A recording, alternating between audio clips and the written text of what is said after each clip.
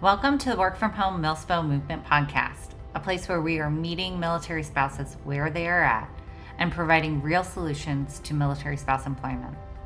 My name is Lauren Lonsdale, and I am a 16-year Marine Corps spouse.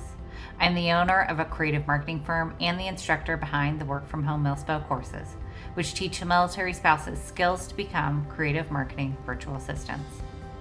I am here to provide insight into creating and growing your work from home career, either as a military spouse creative marketing assistant, entrepreneur, or remote employee. Join us as we create a movement towards better solutions for military spouse employment, combat financial insecurities for military families, and work to increase service member retention by helping increase the betterment of military spouse and military family mental health. Guys, Lauren, the Work From Home Milspo here. Welcome to another episode of the Work From Home Milspo Movement Podcast. My name is Lauren Lonsdale. I am the Work From Home Milspo, meeting military spouses where they're at. Okay, so let's dive in today. If you have been listening to me for a while, hopefully you are on the track to becoming a virtual assistant or really ingrained in being a VA, already a virtual assistant. You're looking for some help into how to grow your business as a VA, moving from being a VA to possibly owning your own marketing firm business or working for an agency. And so that's where this podcast is kind of headed. So here at the beginning, we kind of talked about what is a virtual assistant, how to become one, what skills do you need, how much money can you make, all these things to know about becoming a virtual assistant. But now we're going to kind of talk about what life is like as a VA, how to expand your skill set, how to work best with clients, how to find clients, and how to take that skill set and expand into other arenas, whether that is into marketing strategy or owning your own business as a marketing firm owner or as a virtual assistant business, and kind of expanding those skill sets into higher order careers in marketing departments for larger companies. However, you see yourself kind of going into a fractional CMO position, I want to kind of give it all to you because it's really about growth, right? So I don't want you to be a virtual assistant for 15 years. I want you to grow into the kind of position that you are looking for. And even if you are not looking for a marketing position long term, these skills can really reach into any sort of arena. You having a skill set in web design, email marketing, social media management, every business needs a digital footprint. And so even if you're not in the marketing department, you can use these skills pretty much in any field that you're in and take on some of those tasks for your business, for your company, for your organization. So all great things to have in your back pocket as you grow. But let's talk today about being a virtual assistant and being a freelancing virtual assistant. How do you find these clients? And when you do, how do you take them from saying, oh, hey, I'm interested, let's talk more, to booking them on a call? So first, I'm going to talk to you about kind of how my customer journey works with my own clients as a marketing firm owner, but this is very much just like a virtual assistant, to 5 things you should be doing to book your own client calls. Okay, so let's talk about how I book my clients on calls. Much of my client base comes from word of mouth or direct referral. So these are people who are saying, hey, I sent so-and-so your information. You should be hearing from them soon. I get an email, we set up a call. But sometimes that's not the case. Sometimes I'm reaching out to other people through a Facebook post or through other means to kind of start to take them from, hey, I'm interested in working with you, to actually booking a call. So the way it works for my customers is that when they learn about me, whether it's through a direct referral, through Facebook message, whatever it is, I always send them to the same place, and that is my contact page. So I always say, hey, really great to meet you. Tell me about your project. Tell me about what you need. And these are some of the services I can help you with. Why don't you head over here? Let's book a free consultation. Pick a time that works for you, and we'll sit down and we'll chat about how my firm can help meet the needs of your business. So I always like to really take the time to make sure that they know I'm interested in them. At the end of the day, I want them to hire me. They have the power to say yes or no. They're the ones writing the check, so to speak, or swiping the credit card. So I want them to know that this is about you. I want to know what your project is, what you are looking for. Let's see if we can meet and discuss how we can meet the needs of your project and if we're a good fit together. So I always ask questions first. I don't immediately say, here's my contact information, just book a call. I always take a comment, a message privately and say, hey, I'm really interested in this project. I'm really interested in helping you out. Here's the things that I can do for you based on the conversation we've already had. These are the services I offer. Here's my contact. And here's book a call. You can book a call with me here. So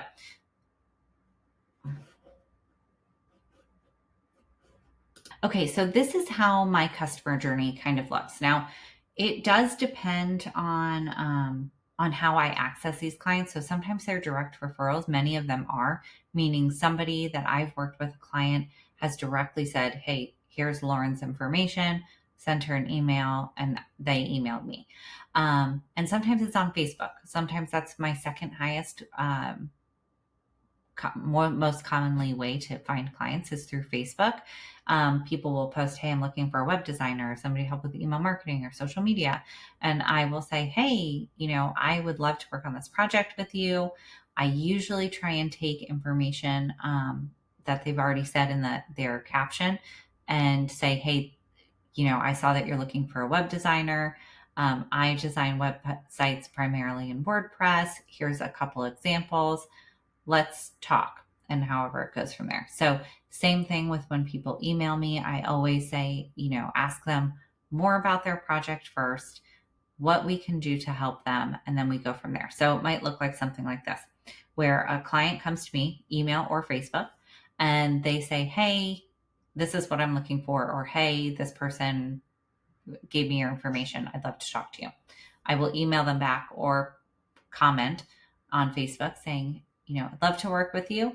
Here are some of my services that are related to your project. And here's my contact information. If they haven't given me information, I will first start off with saying, hey, why don't you share a little bit with me about your business, what kinds of things you do, and what kind of services you're looking for, what I can help you with in your project needs. So then I have some information to work off of to kind of start pitching to them about our own services and how we can help them. So once I have a little bit of information about what they're looking for, then I'll formulate my answer based on the services that they need, whether it's website design, whether it's email marketing, whatever it may be, and say, yeah, we definitely can help with that. For web design, we do primarily design on WordPress, or for email marketing, I really love using MailerLite, but I'm familiar with multiple platforms like XYZ. Let's schedule a call. So at the end of that email or message saying, this is what I can do for you, this is the services we offer and how we can align, then I'll say, why don't you connect with me here? Here's my calendar. And I send them directly to my contact page to book a call. That is a huge one. You want to make sure that they're going to your calendar. They're not going to your website and having to figure out where to go to book a call with you. Send them directly to your calendar. So they can just sit there and say, oh, this time works for me. Perfect. They schedule a call. So that is really, kind of how my customer journey goes with that. Once they have scheduled a call, we have a free consultation. Usually it's about 30 minutes where I ask them about their project, exactly what they're looking for, kind of, ask questions, dive into their needs specifically, but I never give any rates or proposal type things during that call. Reason being is that oftentimes after the call, I'll think of other things that we either can include or are not needed within my project base rate. I will say, you know what? I don't know that they need email marketing right now. That might not be a good fit for them. Or they don't really need branding. They have a lot of it already done. Or they don't need XYZ, or maybe, yes, I definitely would recommend email marketing. And this is what it would look like.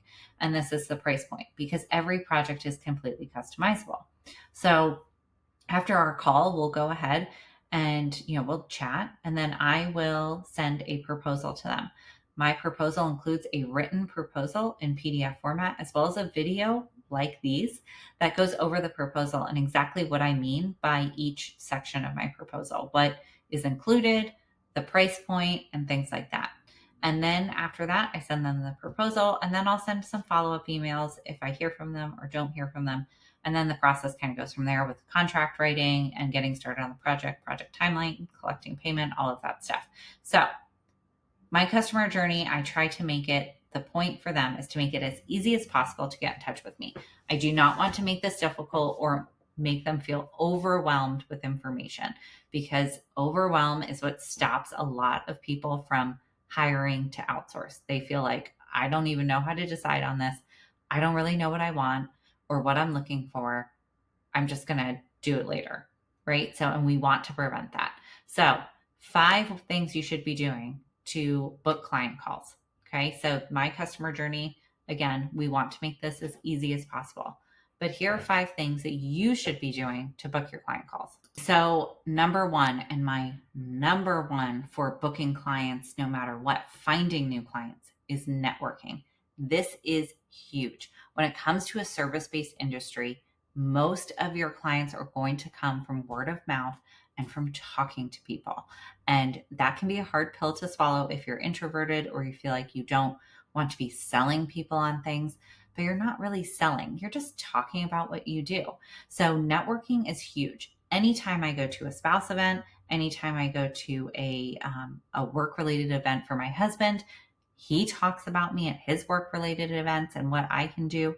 Anytime I'm with people I'm just meeting for the first time in the neighborhood, welcoming them to the neighborhood, not in a way of like, oh, look and see all these things that I can do. But I tell them, just like you would anybody else, when somebody says, hey, what do you do? What's your job? I say, this is what I do. And so that, even if someone isn't interested in my services, they might know somebody who is, and so they can let people know. I also do a lot of word of mouth referrals. This is huge for me. My business is primarily based on referrals, which for me, in the grand scheme of how my business is run, is that I need to be a high quality service. Not only am I delivering a high quality product at the end, a high quality web design, email marketing, social media management, all of my services are delivered at high quality, but I also want the customer service journey to be a great one. I communicate with my clients weekly. I touch base with my clients. Even if I'm not directly working with them, I have a VA assigned to them. I still have direct conversations with them. I invite clients to have client calls with me. I stay in touch with my clients on a consistent basis. If I feel as though I'm missing the mark on something, I will let them know. Hey, I'm really sorry. I've been out of town. Kids were sick, whatever it may be. Summer's been really crazy. Your project is still on my to-do list, on my docket. I haven't forgotten about it. It is there. I apologize for the delay. This is where I'm looking at having your project done by. And really communicating and being open about that so that they know that I'm not just flying by the seat of my pants or gaffing them off just because.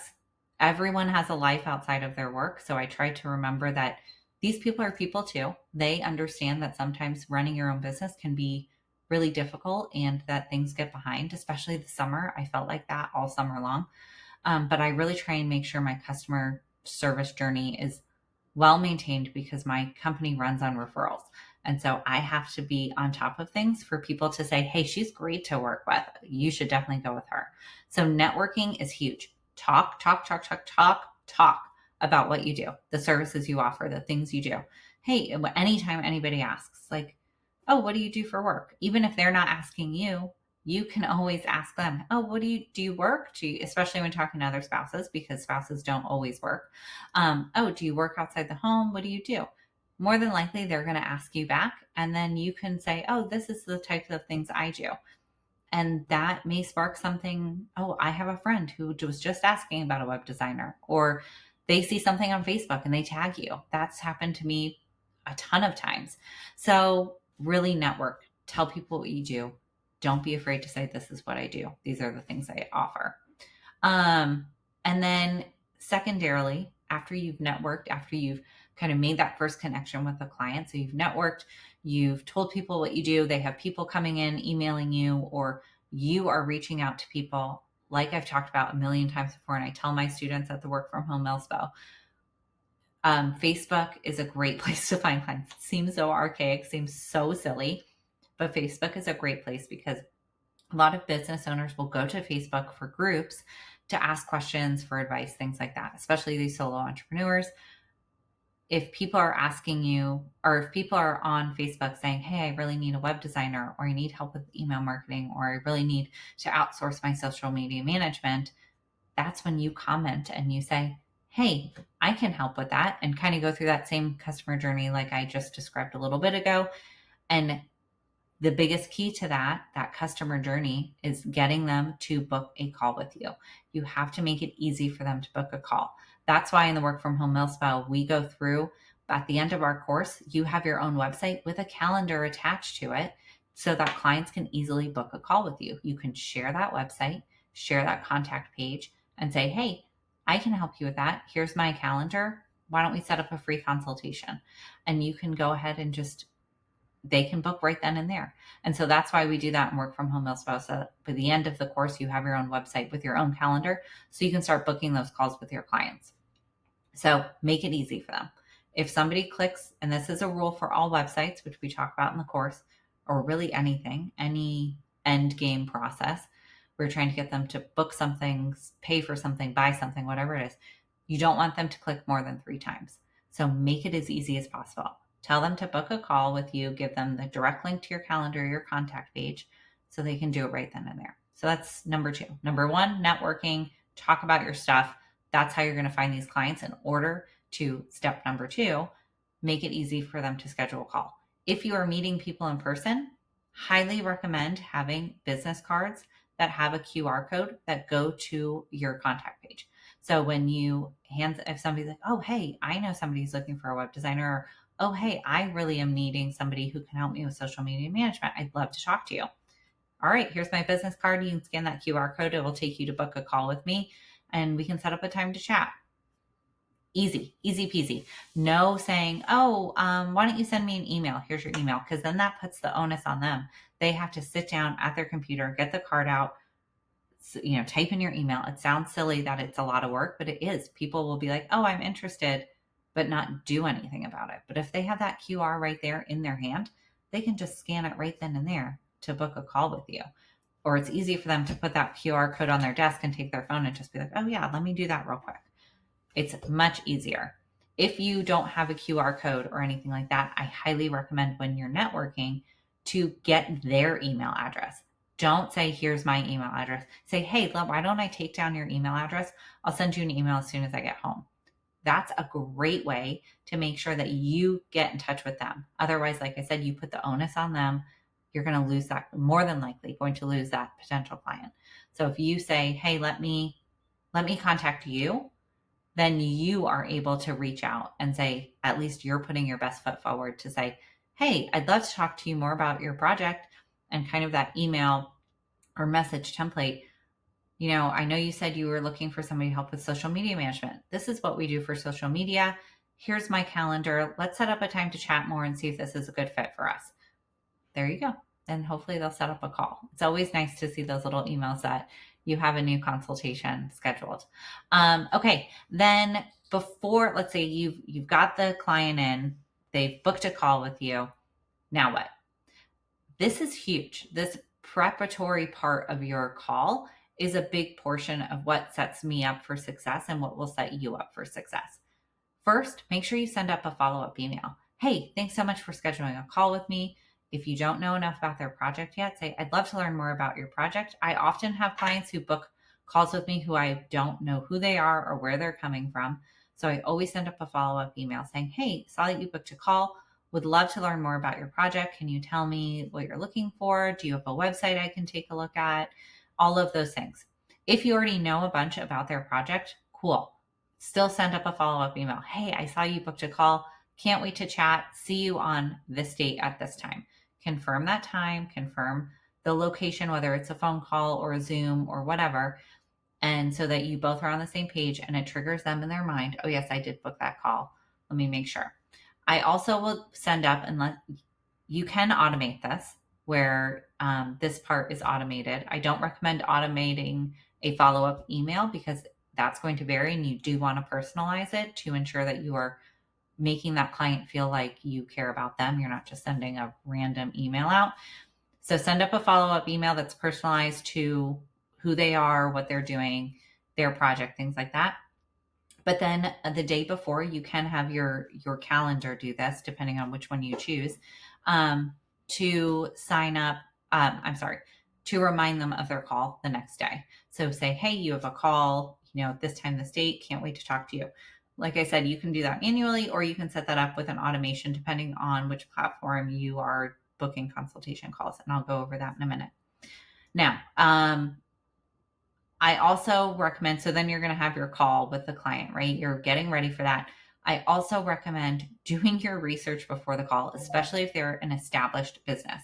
If they are not an established business, and they are new, like they're brand new small business owners, that's totally fine. You don't have a whole lot of research to do. There's nothing to look up. But if they are an established business and they're looking for a website refresh, or they're looking for a VA to help them with social media, you're going to want to go look at their website, look at their social accounts, see what kind of stuff they already are doing and how you can make it better. What value can you provide to make things better for them? Not critique, not say, oh, you're really not doing Reels well. Let me tell you how you can do it better. More saying, hey, I see that you're already doing Reels. I really like this one that you did, and it looks like it got a whole lot of engagement. With our social media package, we can do da-da-da-da-da. And you talk about what you include in your social media package. I include 2 Reels a week. I curate the content. I send it to you for approval. I do all the graphics, whatever your social content is, so that when you sit down to talk to them, you're ready to say, oh, hey, I looked up this and I really love that you did this. This is how we can make it even better, or how we can add to what you're already doing. And if it's something where you're like, this is freaking terrible, because I've done that before, where somebody's like, I need a website refresh. I like my website, or I don't like it, and I really want to redesign it. And I'll look at it and be like, holy crap, this was designed in like 1992. This looks terrible. Even if I think it looks terrible, I can say to them, hey, that's great. I see you have some really great call to actions, or some places for people to book a call. This is what I'm envisioning for your website, for your brand. I looked up your social media. I looked up your brand. And this is what I think really would enhance the customer journey to really make them purchase that product, book that call, whatever it may be.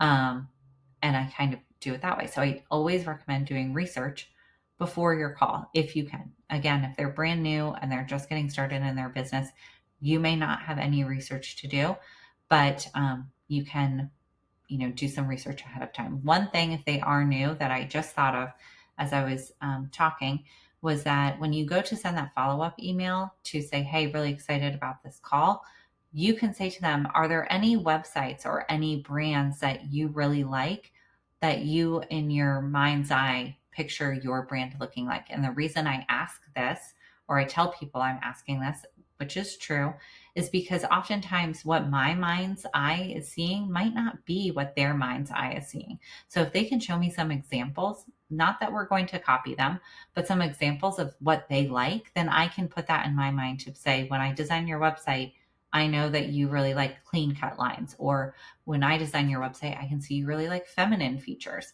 or you like bold colors, or you like more neutral colors. I can tell by what they're sending me. So that's a great way to really let them feel like you want their input into this project. Okay, then follow on. You've booked this call with the client, right? You've sent the follow-up email. You've done your research. Now it's time to have the call. I think it's really important, and I didn't have this for a long time. As I mentioned before, I do not, it's up to you how you run your business, but I do not talk to clients about pricing until after the call. Sometimes clients will ask, what does this cost look like for me? And I will say, investments start at whatever, but the project is very much customized based on your needs. So it could go up or down depending on, what we talked about in this meeting. I really would like to take just 24 hours to figure out how to best approach this for your brand. And if I feel like they are cautious about the amount of money they're going to be spending, or they tell me they're on a budget, I'll often send two different proposals. I'll send a more affordable proposal, or what I call a more affordable, that might have some things taken out of it. Maybe I say, okay, you don't really have to do email marketing right now. Email marketing might be something you want to add on later, but we don't have to do it right now. So here's where I see, we could be more budget friendly on this. If you were to do everything I think you should be doing for your brand, this is that proposal. And so they can compare and contrast the two, and they can say, okay, I can see where the differences are between the two. I don't want to do everything in the full proposal in that big proposal, but now that I'm looking at it, I think it's a good idea to add email marketing. And we figure out what works within their budget and what they want to do. And so, you kind of have to play that along, but you need to have some base prices in your mind ahead of time. You need to say, okay, for social media, I'm going to be charging this much a month for this type of content. For websites, they're going to start at this amount.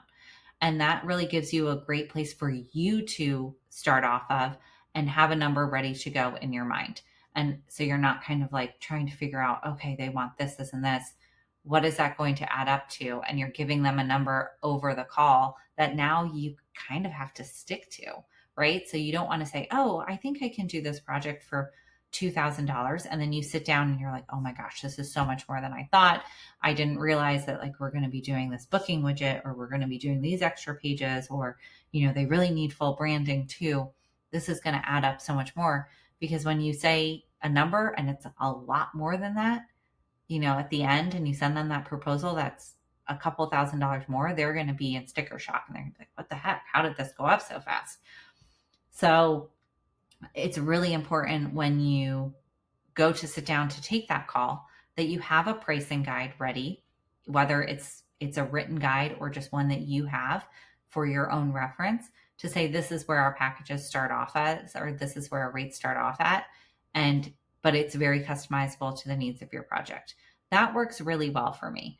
At the end of the call, though, I do have a pricing guide that I will send over to clients, which I'm going to link here in the show notes so you guys can see what a pricing guide looks like and where I price my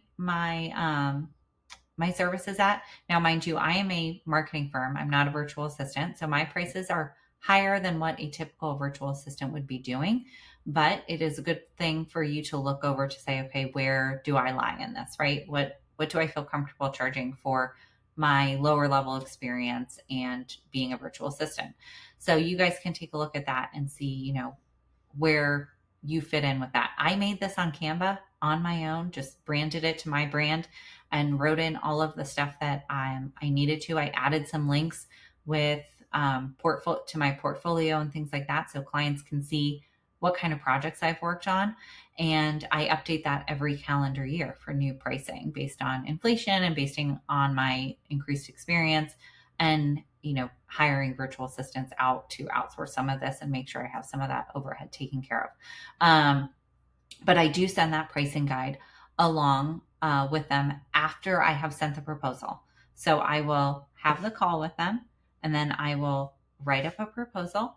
I'll send them an email saying, hey, here's your proposal. I do a video just like this to explain every step of the proposal and what the investments include.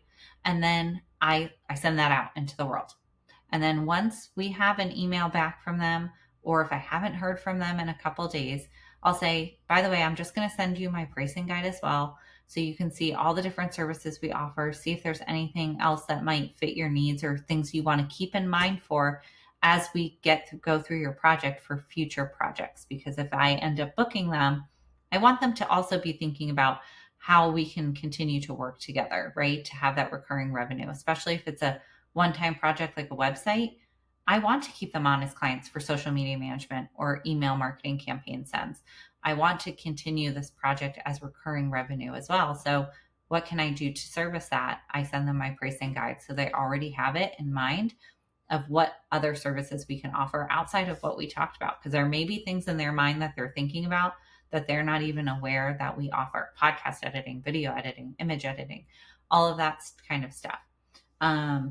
So I have that pricing guide ready for me to work off of when I'm having the call.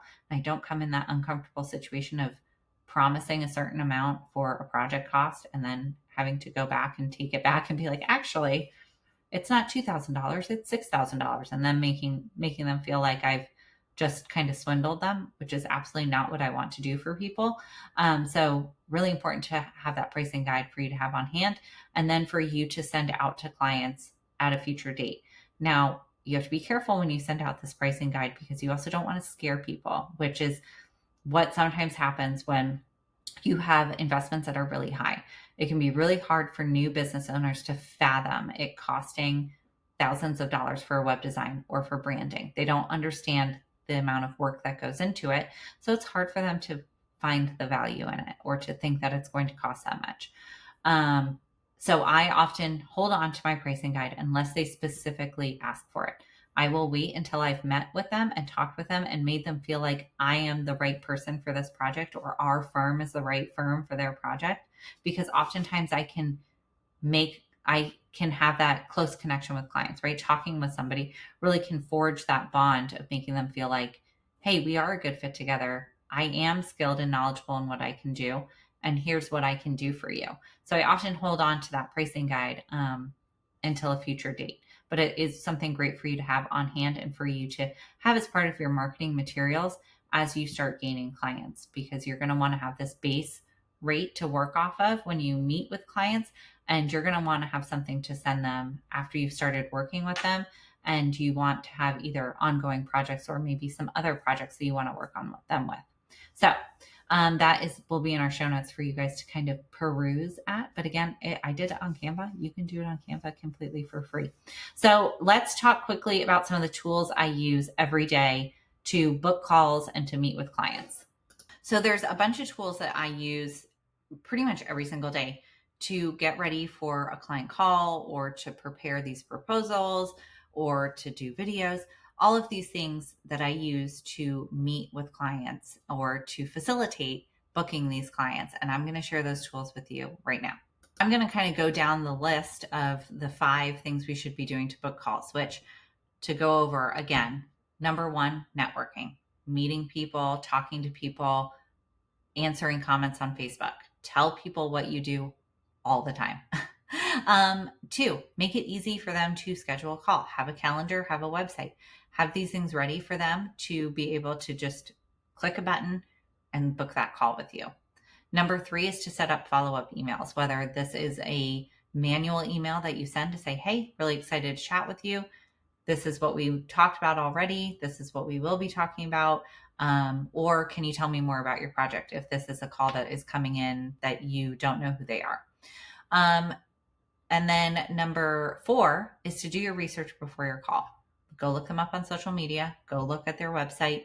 Figure out what type of brand they have already, if they have one. If they don't have one, that's okay. You can kind of just ask them, like I said in that follow-up email, ask them if they have any brands that they really like, that they think, give them some inspiration. And then number 5, have your pricing guide ready to send to them after you've sent the proposal and after you have kind of established that connection with them. Okay, so let's start with number 1, networking. So this is pretty easy. Most of us have this. We are networking with people. We are establishing these connections. We all have a mouth. We all have a voice that can say, this is what I do. So you are going to be talking to people. The biggest tool for this is to not be afraid to go to these networking events. Don't be afraid to go to the spouse coffees. Don't be afraid to go to this volunteer opportunity. Don't be afraid to go to this command event. These are great networking opportunities. I no longer see these social events as a spouse social. I see them as a networking event. I don't see the spouse coffees as me spending 2 hours gossiping about how housing sucks. I see it as a networking event, although I do talk about how housing sucks. I don't see, anything that I go to, even my kid's softball game. I mean, I am there as mom. I am there as the weird lady who's yelling really loud with a softball bow in her hair. but I still talk to people about what I do in between innings and things like that. Everything is networking. So use your mouth, use your voice, tell people what you do. Facebook. We all have social media. If you don't have a Facebook account, highly recommend doing that for you to start networking within this online digital space. You're going to need social media for your own brand and to work with clients. You're going to need Facebook to get into Facebook ads, to get into people's social profiles. You have to have Facebook no matter what. So go ahead, get on there if you're not, create a profile and start talking to people on there. The other really big thing to network with is business cards. So highly recommend using Canva to make your business cards. You can get them printed by Canva, or you can design them on Canva and get them printed someplace else. But I've ordered from Canva. They came really fast. Quality was great. Highly recommend getting business cards with your email address, your website, and a QR code that goes directly to your calendar or your contact page. Big plus. So definitely look into doing that. Canva is a tool I use literally every single day, and I'm going to tell you how I use it and other things for booking client calls. Okay, making it easy for them to schedule a call. There are a bunch of different online calendars you can use. One really popular one that we go over in the Work from Home Milspo course is Calendly. Calendly is free. You can do a paid plan if you want, but Calendly, the base, is free. You can set up hours within Calendly so that you can say, I'm available to have calls these days, these times, specific to your schedule. And they will then you can integrate it with Zoom. So you can have them set up a call and you'll go directly onto Zoom. It can integrate with your calendar so you don't double book anything. You can also set up email automations. I think that might be with the paid plan. Ooh. But I think that might be with the paid plan, but you can set up emails that says, hey, just a reminder, you have a call tomorrow at this time. I no longer use Calendly. I started with it, and actually my clients who are local to Japan can still book with me on Calendly, but I actually use Honeybook now for my calendar. Reason being is that everything for me is done on Calendly. My contracts are done on there. My invoicing is done on Calendly, on Honeybook. Everything's done on Honeybook.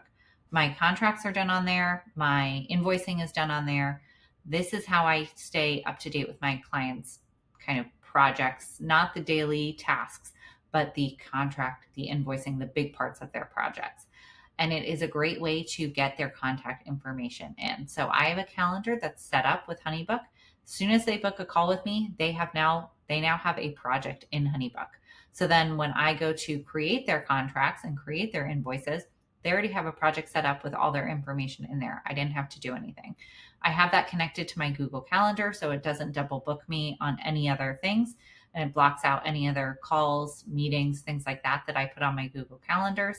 And then it also sends email automations. It will remind them that they have a call in a day or so, so that they're reminded of that. It also sends me an email to say so-and-so's booked a call and gives me their email address, so then I can send up a follow-up email.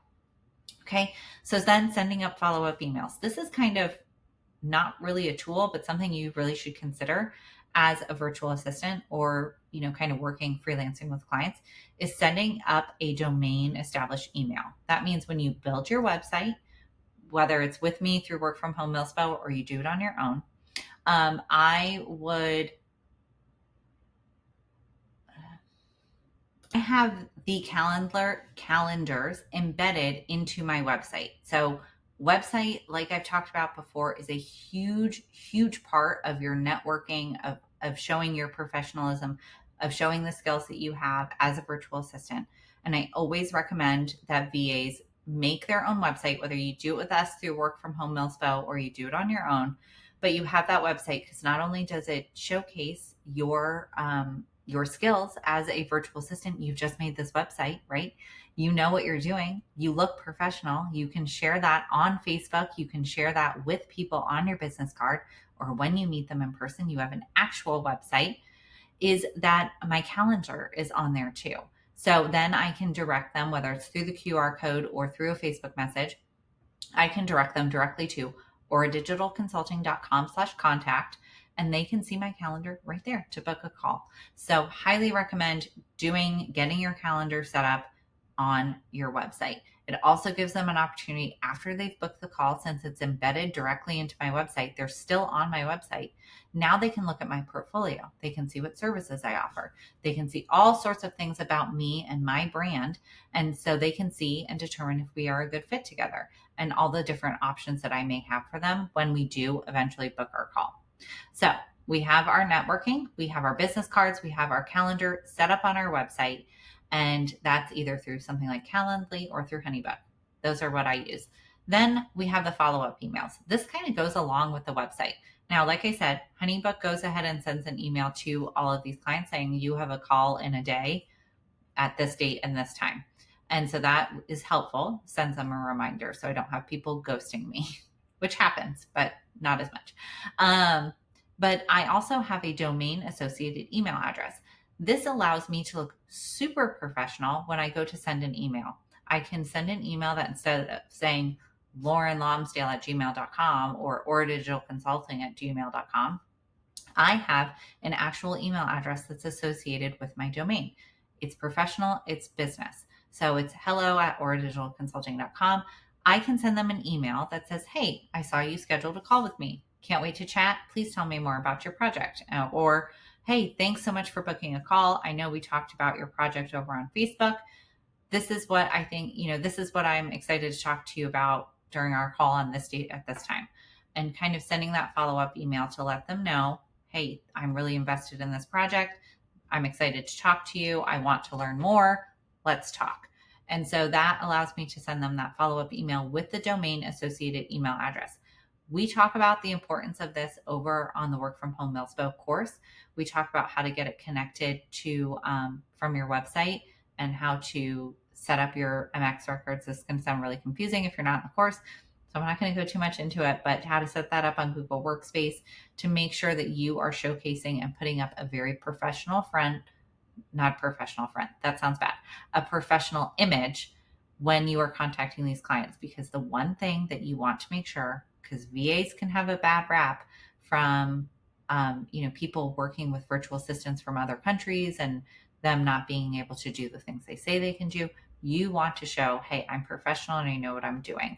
And a great way to do that in terms of your brand identity is having a domain associated email address. So super important for sending those follow-up emails. Now, with doing your research before the call, girl, we all have Google. So Google the crap out of people. Check out their website, check out their social media, make some notes.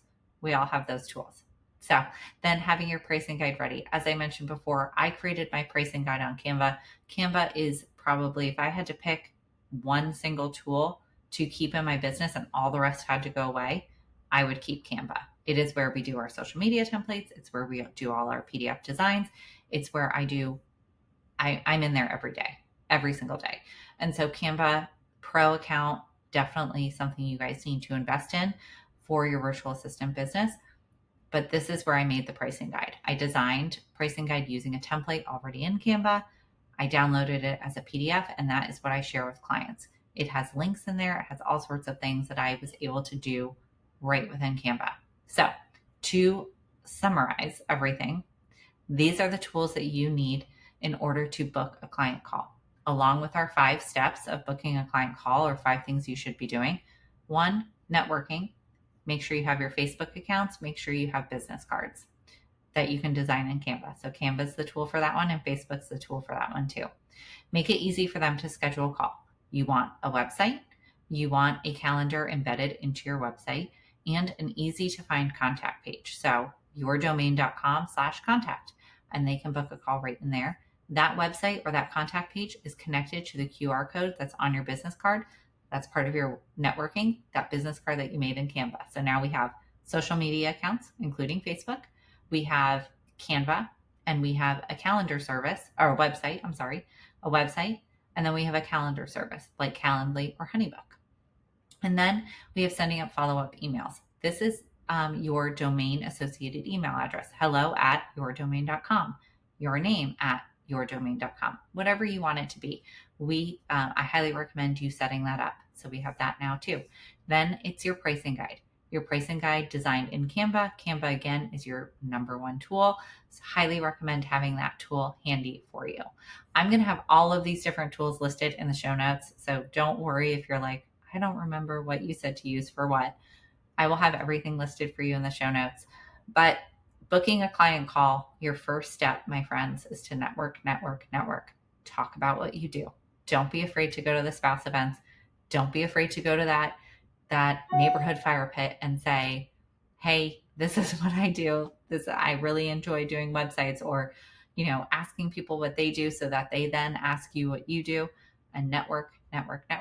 Once you start networking, you'll start booking those client calls. As soon as you make it easy for them to book a call with you and make them feel like they are important to you by sending follow-up emails and being really invested in what their project needs are, you'll start booking clients. Okay, guys, that's it for me today. I hope you learned a lot in this episode and that you are getting yourself ready to start taking on those clients, booking those client calls, turning them to someone who's interested in booking you to someone who actually books a call with you, and getting those clients for you on your virtual assistant journey. My name is Lauren Lonsdale. I'm the Work From Home Milspo, meeting military spouses where they're at. See you guys next time. Thank you so much for joining us today. I hope we gave you some valuable insight into your work from home career as a military spouse. If you haven't already, we hope you join us over at the Work From Home Milspo membership, where you will learn the skills to become a creative marketing virtual assistant, as well as have the ongoing support of military spouses just like you, live trainings from me, and resources to use for yourself or your clients. Visit us at the WFHMilspo.com, as well as our virtual assistant agency made just for students, MilspoVirtualSolutions.com, and give me a follow on Instagram and TikTok to get more daily tips and information on remote work for military spouses. My name is Lauren Lonsdale, and